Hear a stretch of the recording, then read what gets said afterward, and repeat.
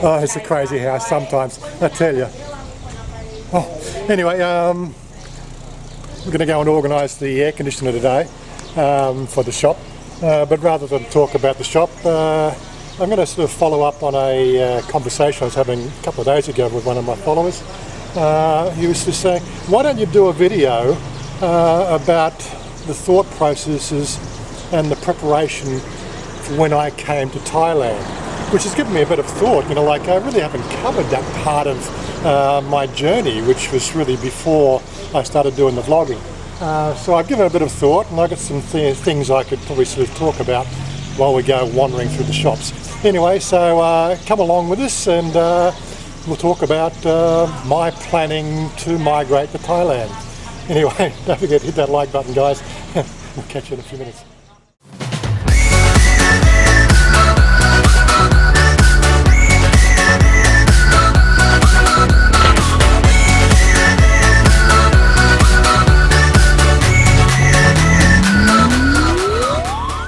Yeah, so in our process, in our conversation, it really sort of made me think back about those days before migrating, because I didn't really start this vlogging until... No hat black. It's all, I want red. Huh? I want red, that's it, red mic on, yes. All the time you... No, red, yeah. Really? Yeah. Gotta have my Red Bull. Red Bull red. Yes, good. So, it did give me some thinking about, what the more mind processes were, in that whole lead up to getting out here. I certainly wasn't happy in Australia. I wasn't at all happy seeing the direction the company was going. And I joined that company, I think, when there was 30 staff. I'd actually started, well before I joined there. I was actually contracting back in 1998. Through my own business with the company. So I really sort of got to sort of see the company start from a small operation, a handful of people, the whole works. So handsome. And really sort of, like watching, you grow a company, you work with the company for that sort of long, then they sell out to the American, conglomerates, and, you're only 10% of their GDP or whatever you call it. And then, you go from one point of being a god across 7 countries, right, to only sort of a 10% concern through a global operation, and nobody was listening to anybody. So it just, the writing was on the wall a good 12 to 18 months before I actually made the move. Anyway, we'll cover that as well. So stick around. I'm just going to have my Red Bull, and we're going to head off. Need to find an ATM to I don't like using my credit card these days, because this 2 to 3% extra does make a big difference when you start to then money in Australia, money in Thailand, money transferred, because the whole exchange rates at the moment are completely screwed. I find working cash is the best way here in Thailand. So we probably should have checked the calendar. It's actually King Rama V's birthday today, is that right? King Rama V? Yep. Yeah, so it's a public holiday, and the car park is absolutely full. We're on the top level, and we managed to squeeze into a spot. Oh my God. We come in, spoke to the guy here in Home Pro who did the washing machine for us, and we're looking on the wall, and lo and behold, we see a Samsung there for 28,500. And he says, it was already on special, of course. He says, no problem, it's on special today only, 21,800. Can't really complain. So she's now doing the paperwork, of course. So that's made a very simple little outing for today. So we might have saved some money on the air conditioner, which means we can splurge a bit more on the lighting. So we've decided to buy the LEDs rather than the standard fluorescence.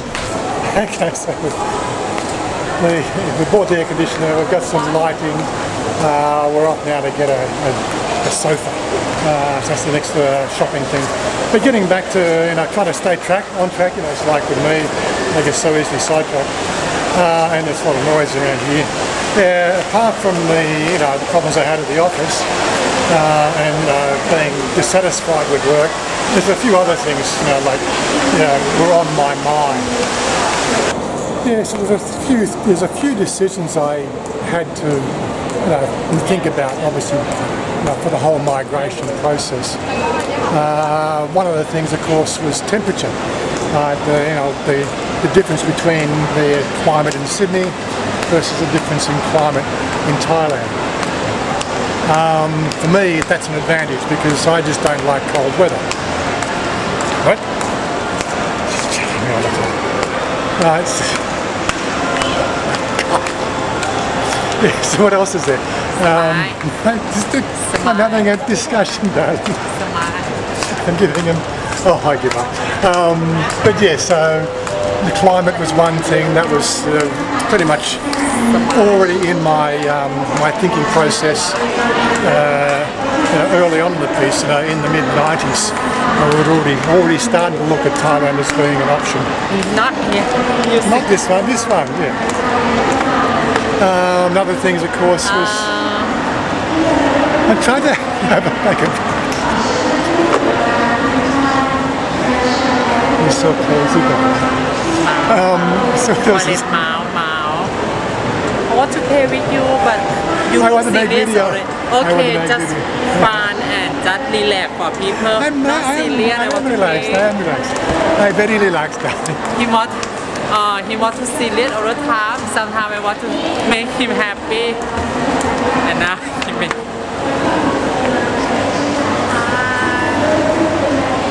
What you say? What you talk about? Talk about for you crazy. Okay. Oh my God. She does it to me all the time, really. I'm getting sidetracked too easily here. Maybe I'm going to cut this right up and start again. Who knows? Anyway, I'm a bit hungry. Yeah, so climate-wise, Thailand was always something I've been looking at for early retirement. As I said, my father retired early, or took a voluntary redundancy through Australian Defence Industries. A voluntary redundancy package came up when he was 55, and he took it. He never had to work a day in his life. Those sort of things make impressions on a 25-year-old, actually more 30-year-old when it happened. But yeah, so if you don't see those sort of things happen in your own life, you don't think about it. Okay, so the thought process is the fact that, well, if you're retiring early, well, you're not going to get a pension, you're not going to get, old age pensions and things like that. You have to prepare yourself for the financial reality of life. I had a superannuation package which I've been putting money into as well, which means the fact that I had an option there already, and I knew that I had a house that I could sell and make some profit on that as well. That's really all I did, investment-wise, was just putting money into super, putting money into, paying off the house early, right, and making sure that I was debt-free. I think the real key element there is being debt-free when you start. If you've got debts, it's just like a chain that will put into one place. You need to really seriously consider those credit card charges and extra things that you buy that your motor vehicles and things like that. Live within your means. It's so easy to get credit. Yet that's the way the system works. Is you need to they need to have that recurring income in their business model to obviously grow their business. So what better a way than that is having a bottom line where thousands and thousands of people owe money. Me, I just lived frugal. Always paid my credit card off on the day it was due. Never incurred a credit card debt, and just paying the extras off. So increasing my asset value. That's really the key element that you have to think about if you're going to move here is money. You can't live on free air. You've got to think about all those little things. So as I said, I was unhappy with my vocation, even though I loved the job. I was disenfranchised with the Australian government. I don't like the cold, and I knew I had enough assets to live on. And I'm not sort of saying being rich, but I had enough assets, to invest and then derive an income. So then it comes around to why did I choose to go before I turned 56? Again, it was the fact that I passed up for a what they call it, a bonus, which everybody in the organisation said that I should have got. Well, in the Australian organisation, but we're only a small concern because the Americans owned us. Got passed up for a pay rise, and then 3 days before I'm leaving the country, they grabbed me by the collar and just said, "Warren, we can't let you go." And I said, "Look, I'm out of here, guys. You should have thought about that when you passed me up for a promotion. Should have thought about that for a pay rise. Should have thought about that for the bonuses, right? These 11th hour decisions, they don't work. But seriously, I'm debt free, guys. I'm debt free. You don't understand. I do not need to work." Big business doesn't understand these sort of things. They expect you to be in that financial holding where they have the rules. You've got to start to get that sort of thinking process in your mind before you even consider coming over here. Anyway, so getting on to that was the thought process that I went through. And what happened is the fact that there was in March April when I got passed up for the bonus, I just called up a realtor and I said, "Look, I'm thinking of selling my house next year, probably sort of February, March next year, so that I can move to Thailand." And the guy that I was dealing with, he said, "Look, right now is the ideal time."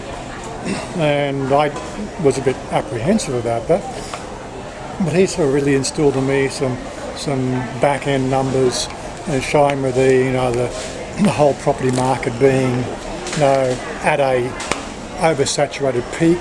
I was a bit apprehensive about the numbers he was showing me, but in hindsight now, over the last 12 months, we've sort of seen Sydney pricing drop 10%, and it's causing some major grief over there with people not being able to make their home payments because the interest rates are going up. They've bought with only 10% capital, right, and their house values dropped 10%. They're up shit creek. This is happening all around Australia. Sydney and Melbourne probably the worst, but it's just one of those sort of things. Probably everybody's expecting property prices to go up and up and up, but in reality there is a level and there's a level. Now those levels were reached probably, in my opinion, probably 3 or 4 years ago. Okay, so I made a bit of a killing on it myself. I got out at the right time.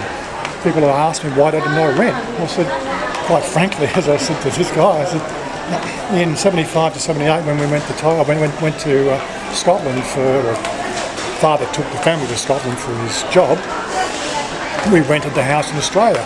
We came back and that house was trashed. Right, it cost thousands of dollars to upgrade, to get the damage fixed.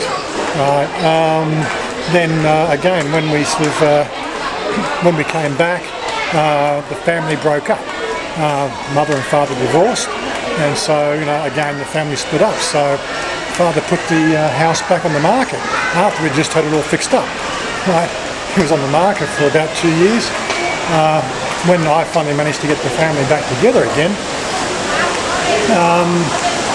again, moving back in the house was trashed again. Quite frankly, renting a property in Australia, it can cost you a lot of money. Okay, so we're now sort of signing the contract to put the fibre on at the shop. Again, we're going to the same package as we're going to get at home, so it means we can bounce, or at least I can bounce between the shop and home, take my laptop with me. I can go and keep it company if there's no customers. Not that I think that's actually going to happen, but at least I can plug into the Wi-Fi there and still enjoy a nice fast broadband. Again, they're still charging what is it?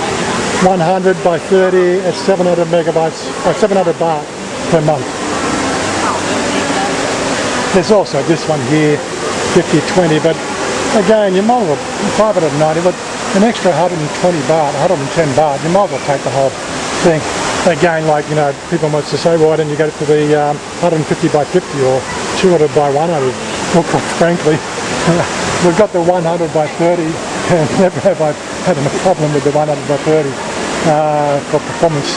So why would you pay them all?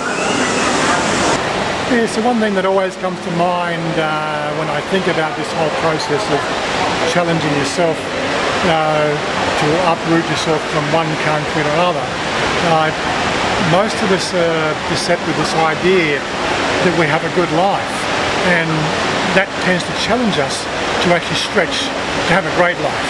I remember somebody telling me that one many years ago. Yes, you know, we do. We sacrifice a great life because we've got a good life.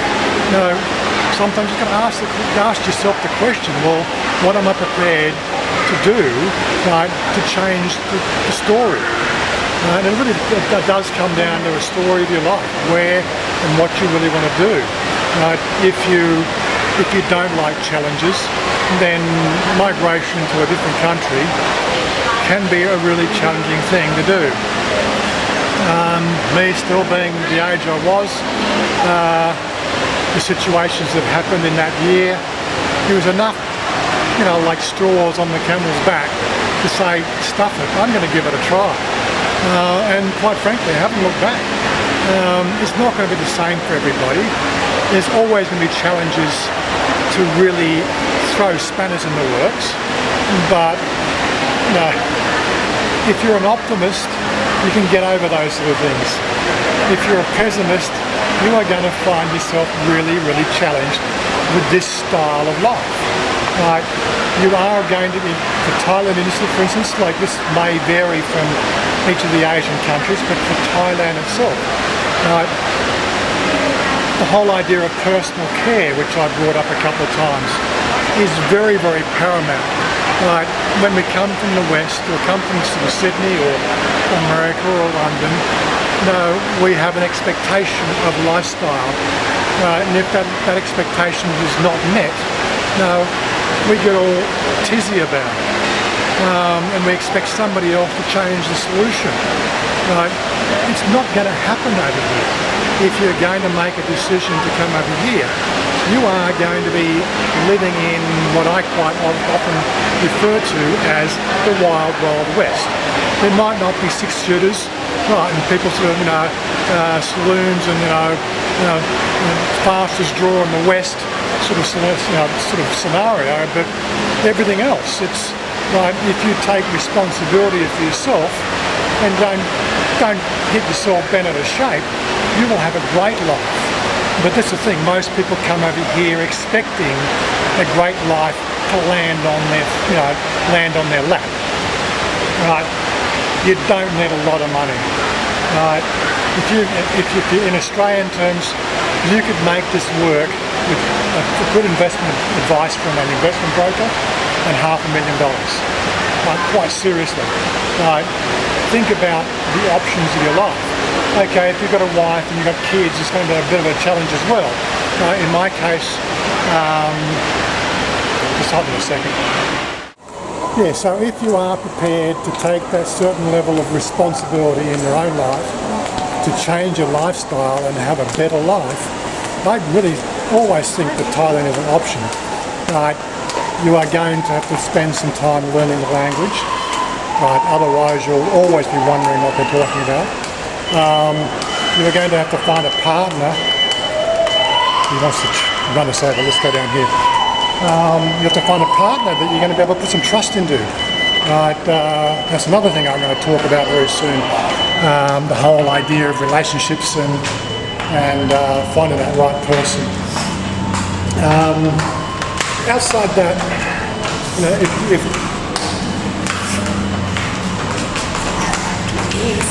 he thinks he's a vampire now. Oh my god. Not so. I forget you will. I think you have you on it.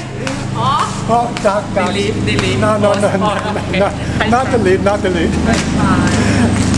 I forget. I'm sorry, guys. Yeah, we get a bit crazy sometimes. Not a little bit, really crazy. Yeah, we get crazy all the time. It never really comes across in the camera, this sort of lifestyle we have. We try to keep it low key, keep it sort of family friendly. But life with the lady boy, it's manic sometimes. Anyway, look, we're going to have a look at a lounge suite now for the Salon. I don't think there's anything more to add because I've forgotten my train of thought now, so I'm a bit lost of where we are in the video. I'm going to finish it up here. So wait, darling. Oh, too dark, too dark, too dark. Yeah, okay, say bye-bye. Bye bye. Bye bye. Bye-bye. I'm going. See you later, guys.